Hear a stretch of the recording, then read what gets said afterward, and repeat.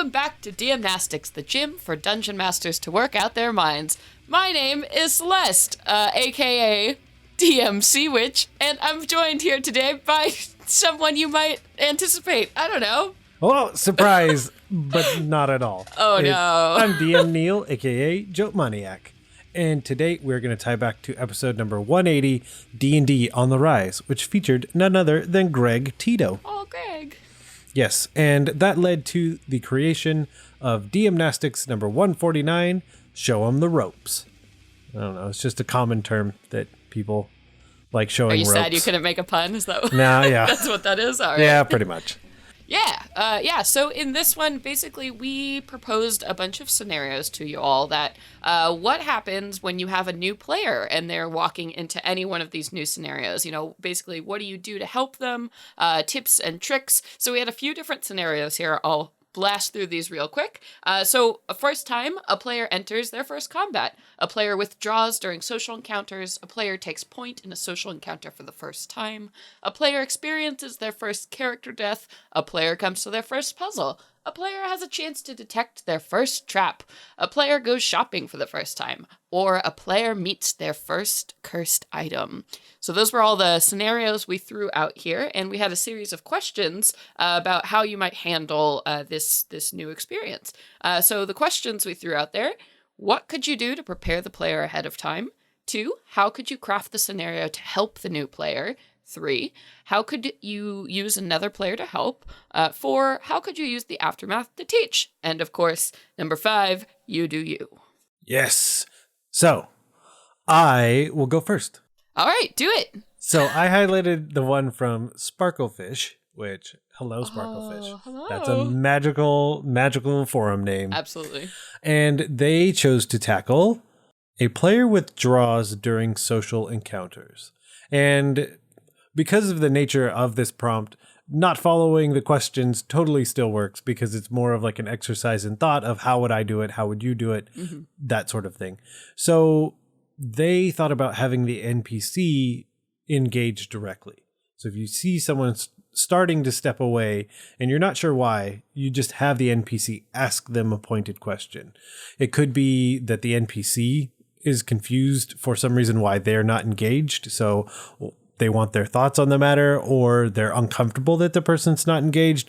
But basically, I don't want to say forcing the issue, but just directly involving them. Mm-hmm. But the one that I liked even more was maybe it's a character choice. Maybe the person is stepping away because that's what their character would do rather than them as a person or player.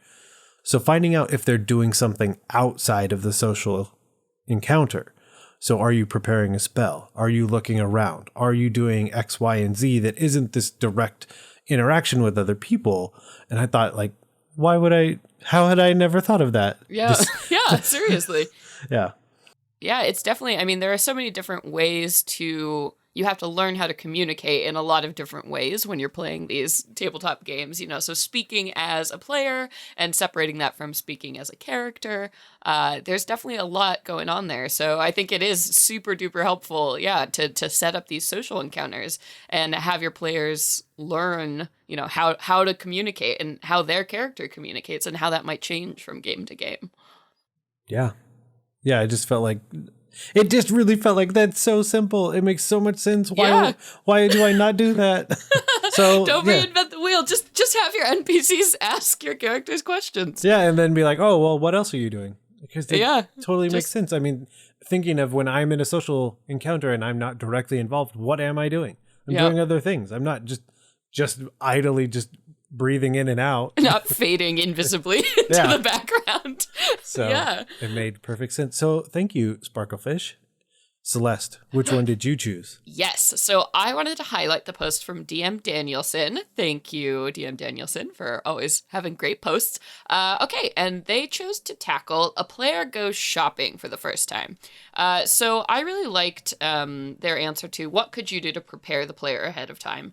And basically they talked about making shops really modular and easy to kind of bridge the gap between like role-playing video games and Dungeons and Dragons, which I thought was like a totally great idea. Because, there's always like that one location in video games that you can go and you can get your magic potions there. Or, they have the armory. You can go there to buy like your swords, arms, and armor.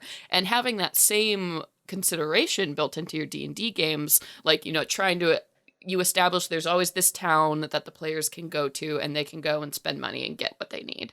And just training them that, like, that's how you interact with the world, and having like a secure location that they can go back to. They can really start to plan what they have on their person, like be aware of their equipment.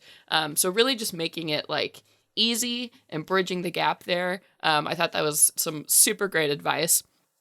And then DM Danielson goes on to say that in one of their games specifically, they also recommended giving these shops fun pun titles. Yeah. Yeah, to make the players like really excited about going there each time. And they also brought up, you can like totally make the shopkeepers can have quirky, fun personalities, which really encourage your players to use the equipment and purchase things.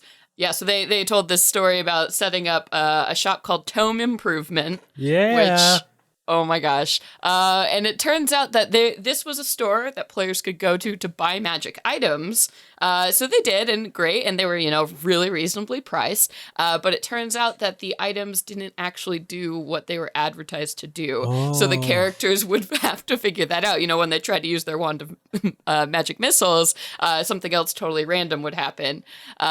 So they were saying like that was a great, mini like quest encounter to be built in to like question things in the world and like just really engage and not take everything, at surface level. So I thought that was really great. And then of course, number 5, you do you. DM Danielson suggests a good getaway line is always nice. Mine was cheese it. Yeah. So I guess when you're leaving the shop or like pulling a prank, these good lines. Oh yeah. So I really love this post, like, because shopping is such a reoccurring theme in RPG games. So figuring out how to make that fun, interesting, and engaging is definitely super important for RPG games. Yeah, spicing it up so it's not just a transaction. And Right. there are definitely times where it needs to be that, and that's fine. But the idea behind the whole prompt is someone's first experience with shopping. Yeah. And if so you're setting the stage for what shopping is to this player inside of D&D. And I mean, if you can try and not make it a pure transactional, like, oh, okay, I honestly started moving my hands like I was holding a controller. Yeah. Like, okay, I moved to the item screen and sold X, Y, and Z, and then I went back and then I started playing. It totally can be that, and if that's what you need, but I think starting out that experience in a different way would make it more engaging, and then that would lead your players to be more engaging down the line. Yeah, definitely. Yeah, find that way to bridge like the form and function of like video game shopping, but also with that D&D, that social flair, like the fun titles and the fun characters really make those experiences memorable. Which, of course, whenever you have new players, that's what you want to do, right? You want to set a positive experience for the different kinds of encounters you can have, so they're willing to, go with you for new encounters or to revisit these same kind of encounters again. Yes. But that means it's time for us to lift the mental weights right now. Whoa. Lifting weights is what I do. Look at me. Lift these weights. Okay, let's look at this list here. So what do we have left? We haven't done a player enters their first combat, a player experiences their first character death, a player comes to their first puzzle, a player has a chance to detect a trap for the first time, or the player meets their first cursed item. Okay. So that leaves 6 different things, and I rolled a 6. Whoa! All right, cursed item. Yep. Oh my gosh. Do you remember your first cursed item? I don't know. I don't know if I do. Oh. I do. It was a goblet, and it was like the whole purpose of stealing and like going into these caves with all these monsters was to steal this goblet. But then it was cursed, and I ended up putting it in a bag that was on a rope behind me so that like I didn't have to touch it or deal with it, and then just started running away. So there was literally just like a bag with the cursed item in it, like 10, 20 feet behind me as we ran away from the monsters. Yeah, I don't that's awesome. That's definitely one way to deal with it. I don't know if I've actually ever had a character who got a cursed item. I've definitely given out cursed items. I think the closest I came was when I was playing through Rise of Team at Horizon Oh, or okay, something. yeah. The big great sword that basically is, you know, it has its personality. It's like, you and I, we could do great things together if you murder. Just bathe me in blood, murder.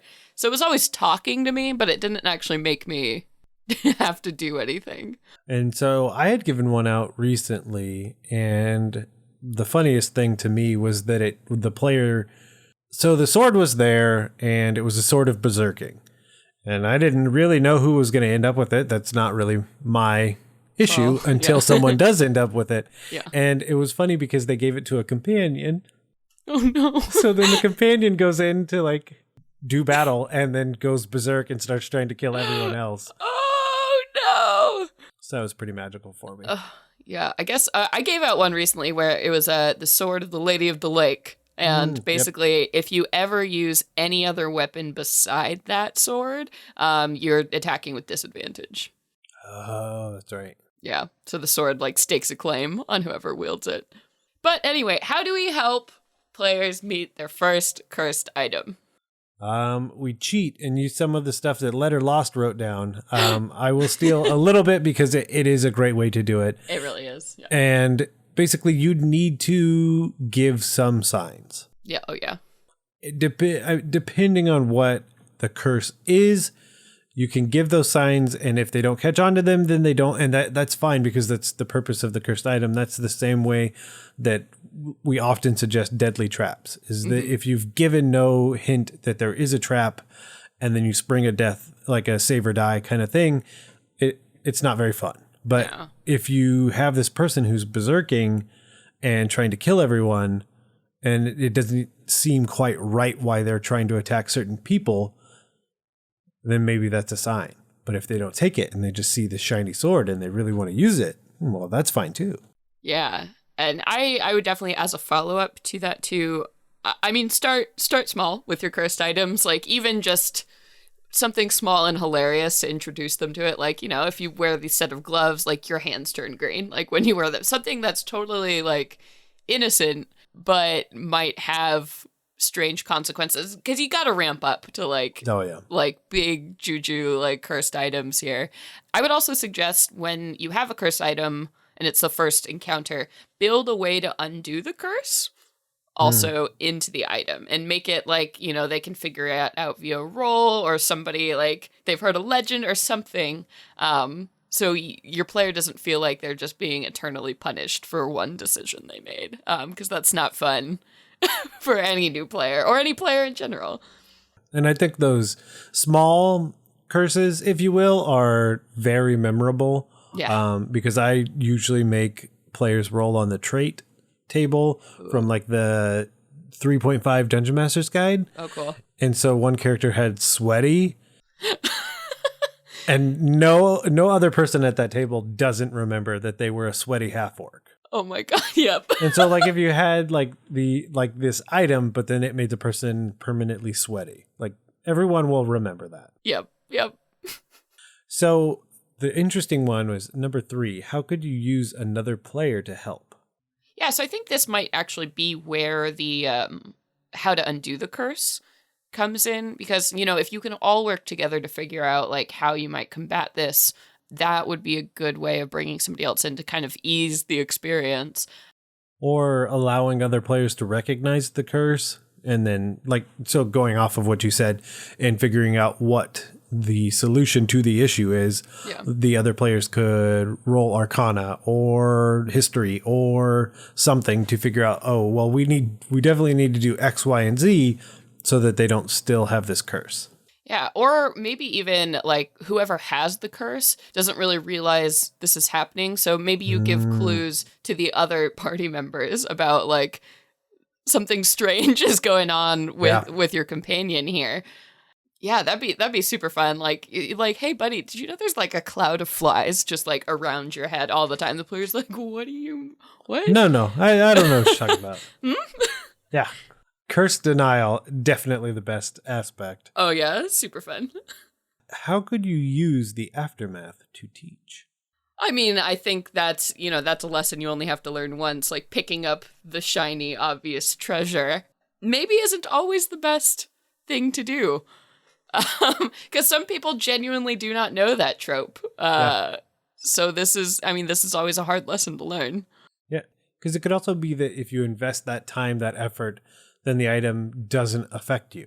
So it is still then a very valuable magical item, but because you didn't do the X, Y, and Z, because these magical items are created by all sorts of different people with different ideas, then now you're cursed. Mm-hmm. Now you're a very sweaty person. So sweaty. Yes. Eternally sweaty. Drink lots of water. Okay. Are you ready to roll? Yes, do it. 5. A player has a chance to detect their first trap.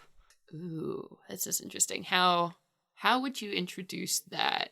I think in some ways it definitely depends on which character it is, because I don't really play, on a personal level, don't often play the person that would detect it and not be hurt by it.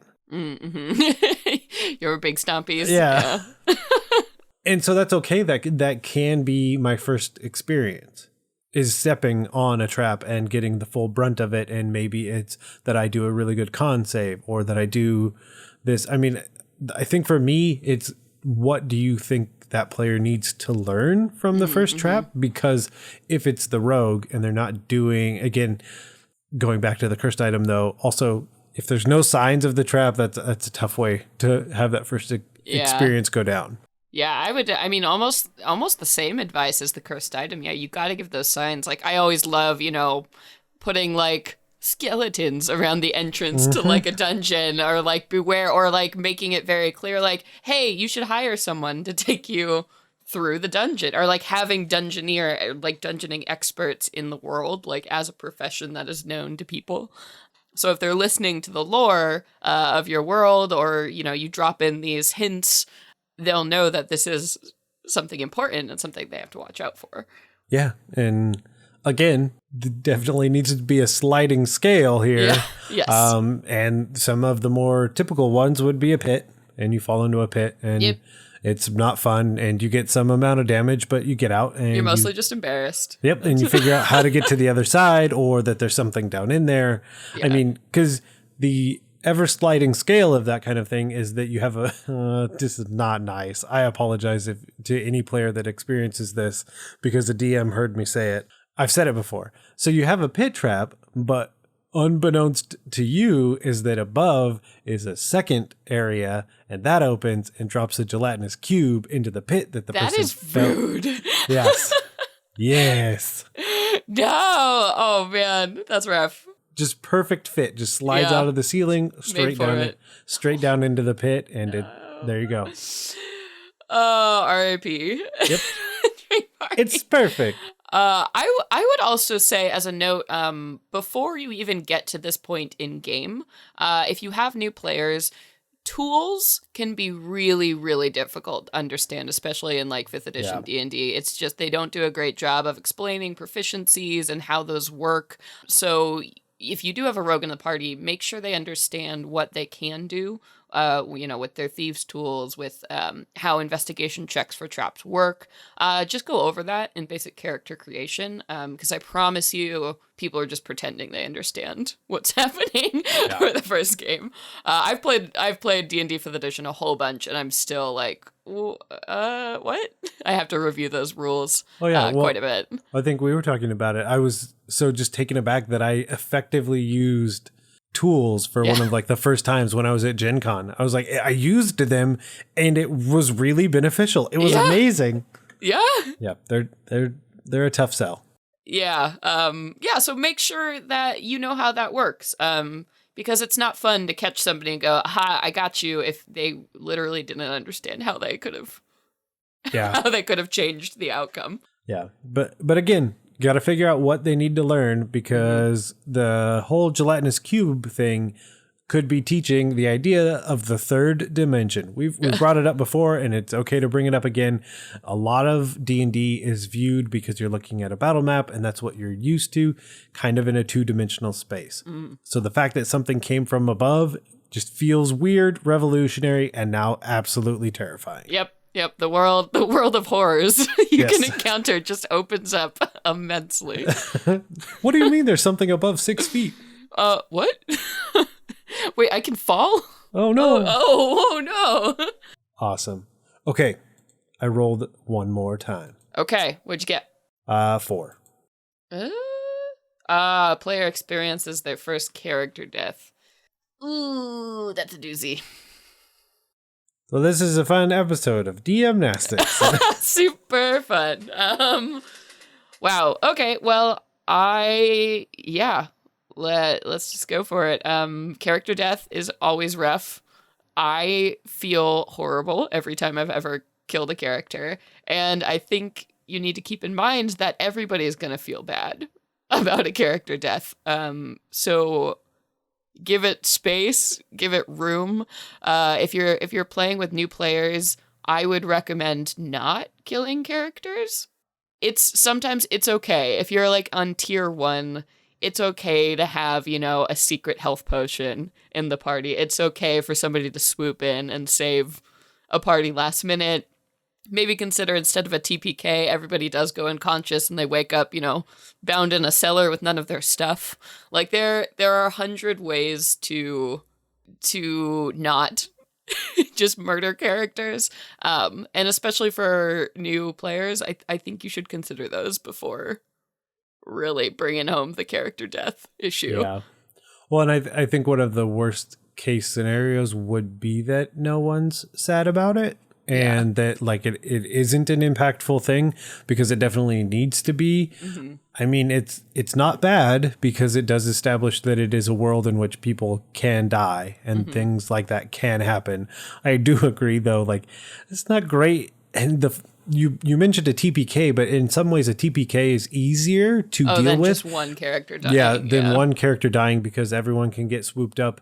Another aspect that I've heard of, the whole party gets a TPK, but now they're in whatever version of the afterlife you want them to deal with because something's broken there. So you basically started a different part of the same campaign. Yeah. But when it's only one character, it's a lot tougher because usually that character is just then gone. The other way to approach it at times for me is that some people don't like the character that they've created, especially if it's their first character.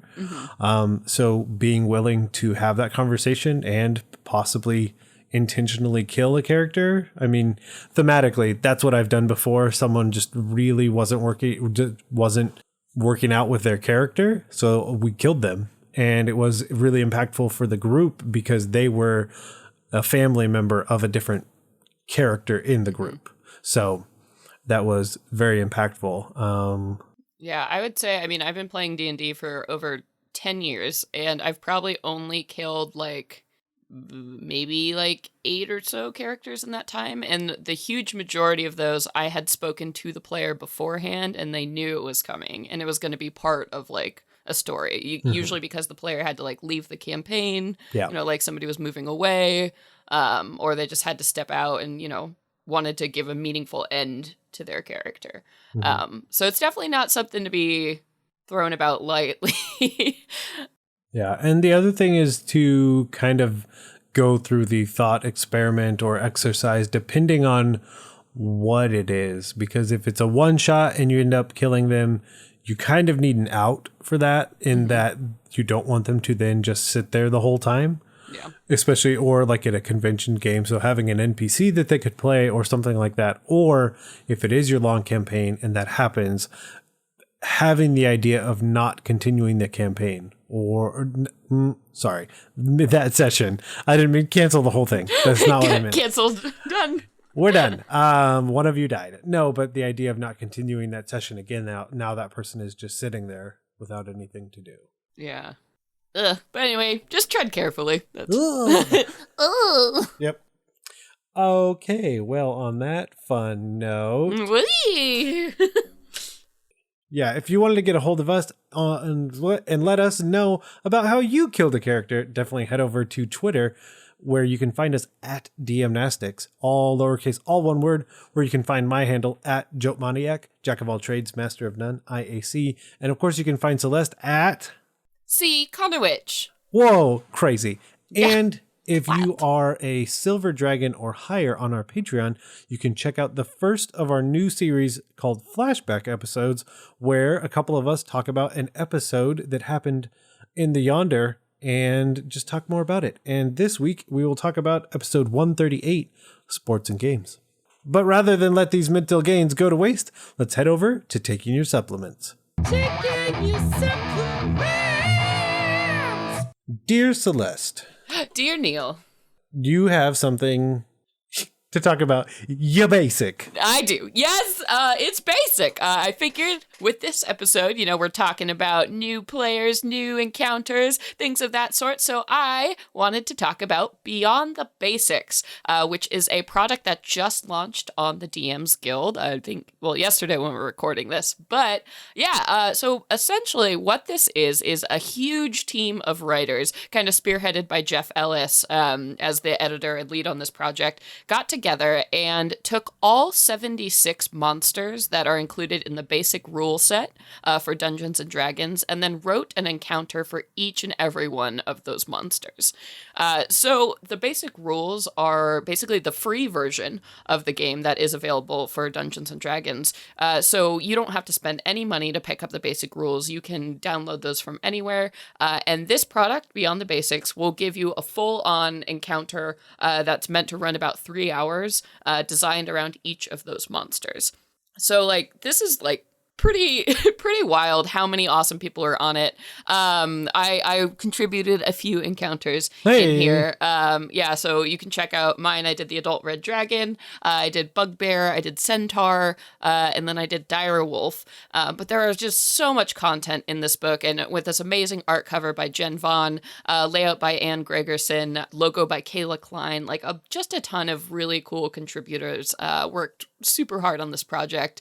The book is absolutely beautiful. You can go ahead and pick it up over on the DMs Guild. Like I said, it is $16.99 because there are over 200 pages worth of content. This is a totally massive volume, but this is a really, really great place to start if you're a new DM or you have new players who maybe haven't encountered these very classic monsters before. These are just encounters that are ready to go. They can be either standalone or incorporated into your longer campaigns, but highly recommend going and picking up Beyond the Basics. You should do it. Yeah, 237 pages. It's massive. There's so much content in there. Well, and like you said, this is freely available content that it stems from. So any person that's stepping into D&D for the first time, the basic rules are a great place for them to start, to just be able to read something shorter than books on books on books that are about to break a shelf behind me. Yes. Fifth edition's been around just long enough that it's about to break my bookshelf. So yeah. So we'll have a link to that in the show notes. But with that, we'll turn out the lights and head out of the gym. Before we go, I want to implore you, the listeners, to join the forums and take part in these challenges and exercises, as well as other conversations being had. To do that, head over to dungeonmasterblock.freeforums.net and try some DM-Nastics, so your players don't ask, do you even lift? Oh, I could barely lift my right arm, because I did so many. I don't know if you heard me counting, I did over 1,000. Just watch out for the guns. They'll get you.